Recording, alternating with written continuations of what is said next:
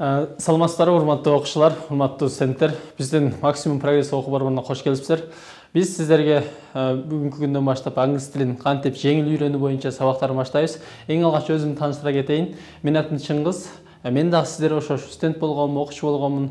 Бирок мен окуучулук мезгилде азыркындай тил үйрөтүүнүн жеңил жолдору болгон эмес, андай мүмкүнчүлүктөр тар болгон. Ал эми ошол өзүмдө болгон мүмкүнчүлүк, өзүмдө болбогон мүмкүнчүлүктөрдү, өзүм жете албаган, узак убакытта жеткен тил үйрөнүү жолун мен сиздерге кыска жолдо, жеңил жолдо үйрөтүү үчүн бул курсту баштайбыз. Ал эми сиздер эң сабакты баштагандан мурда, англис тил курсун баштагандан мурда эң негизи максат кылыңыз. Максатыңыз кандай?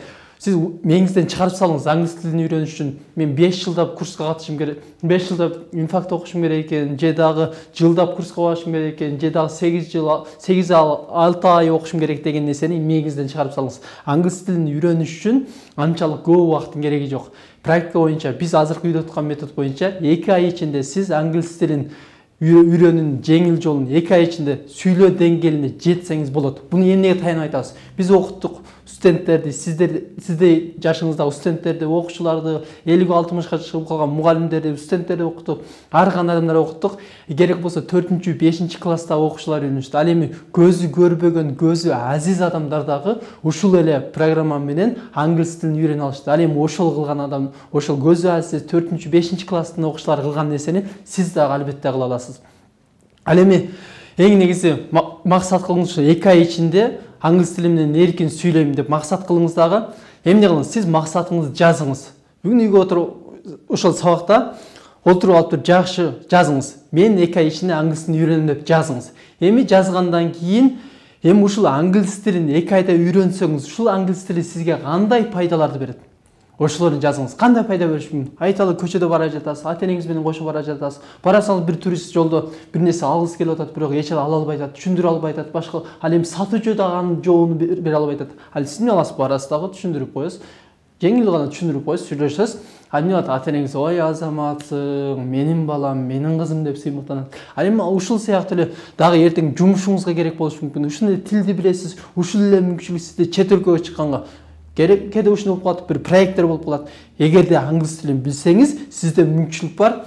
Чет өлкөгө 1 жыл болобу, 6 ай болобу ушундай курстарга жөнөтөбүз. Бирок тил эле билсеңиз болду. Ал эми сизде ушундай болгондо, кээде тилди эле билбегендигиңиз үчүн сиз ошол чет өлкөгө баруу мүмкүнчүлүк болбой калды. Же да бир информация, эртең балаңыз чакалы болосуз, ошол учурда балаңыз келип туруп, ата, мынаны айтып коюңузчу, апа, мону айтып коюңузчу десе, айта албай отурсаңыз, кандай уят нерсе. Эми ошол нерсе алдын ала сизге болбош үчүн, ошондой нерсе сиздин жашооңузда орун алып калбаш үчүн азыртан сиз максат кылып 2 ай ичинде мен англис тилин сүйлөйм деп максат кылыңыз. Эми ошол артыкчылыктарын жазыңыз.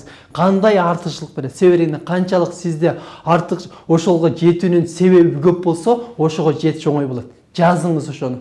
Кандай артыкчылыктарды? Үйдө пайда берет, окууда кандай пайда бериши мүмкүн? Ошол пайдаларын бүт баарын жазыңыз. Ал эми сиз ушул нерсени күндүгө сабактын башында же эртең менен окуй турган болсоңуз, бул нерсе бара сиздин мээңизге сиңет дагы, ал нерсени сиз аткарууга оңой болуп калат. Адам унутчак келет. Адам унутуп калат. Жакшы нерсеге караганда жаман нерсени кеч унутат дагы, жакшы нерсени, о нерсе тез унутуп калат. Ал эми бул нерсе жакшы нерсе. Аны сиз унутуп калышыңыз мүмкүн. Ошол нерсени күндүгө жазат, кайталап окуй турган болсоңуз, ал нерсе сизге албетте эмне үчүн окуш керек экендигин эстетип турат жана сиздин окууңузга, жылышка албетте жардам берет.